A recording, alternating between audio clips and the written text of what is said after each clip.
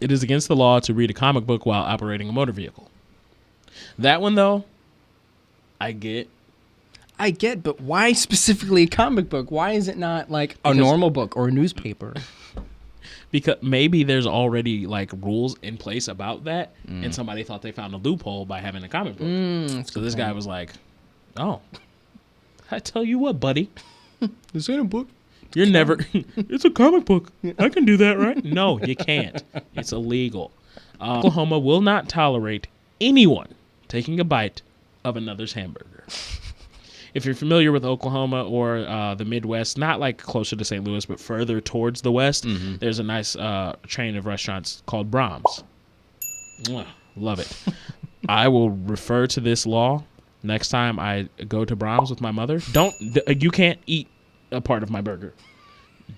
And now, if we get back into the Missouri side, if you want to take a bite of my burger, but if we do it in Oklahoma, you're going to jail, Mom. You're going to jail. It's just not permitted in Oklahoma. Don't do it.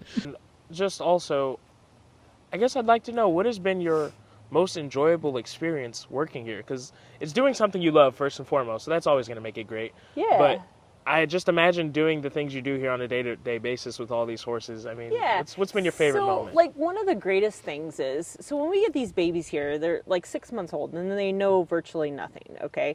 And so we spend all this time, like 3.5 years, like working with these guys, and then they go on to New Hampshire, and then they've got 1 more year of training, and then they finally get to make the hitch, right? So I was sitting at a local restaurant here, and it was opening day for the Cardinals, and they kind of zoomed in on the Clydesdales as they were going around the hitch, and I remember sitting there and I was like, okay, I trained that horse, that horse, that horse, and that horse, and I'm like, yes, there's my guys, my kids that I put so much time and so much energy into making the big time, I understand the point. Yeah.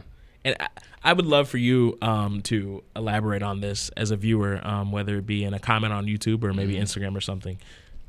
Could you ride a roller coaster just not screaming? Thinking about, like, because when you said that, I'm like, I wonder if I think I could. I've never been like a person on a roller coaster that's like, you know what I mean? Like, I just sit there and enjoy. I smile. That's what I do. I smile and laugh is what I do in not like that. But like I've never been like this is lovely. I've never been like a screaming person on a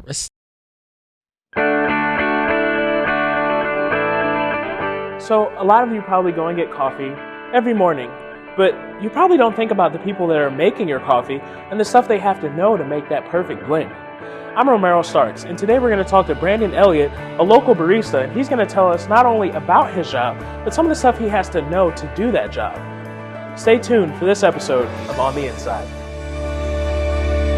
What is the job of the chocolate here? You mentioned something about enhancing the palate. Yeah, like I talked about those subtle cocoa flavors that are in the coffee. Right. You'll actually get a lot better of the cocoa flavor. Yeah, go ahead. Just want to make sure I do this the right way, of course. Oh, yeah. Several reasons. One, bringing out the cocoa notes in certain coffee. Chocolate's great. But also the sugar that's in chocolate. Sugar is always going to enhance the flavors of things that it's in, so you can get that flavor enhancement without adding a bunch of sugar to the coffee itself. Right. So, with that said, is that how you drink your coffee? Kind of offset it with something sweet, so your coffee itself doesn't have to be super sweet? Depending, yeah. I mean, I will drink it just black without anything, but pairing it directly with something that is sweet is often a great way to go with pairing things, yes.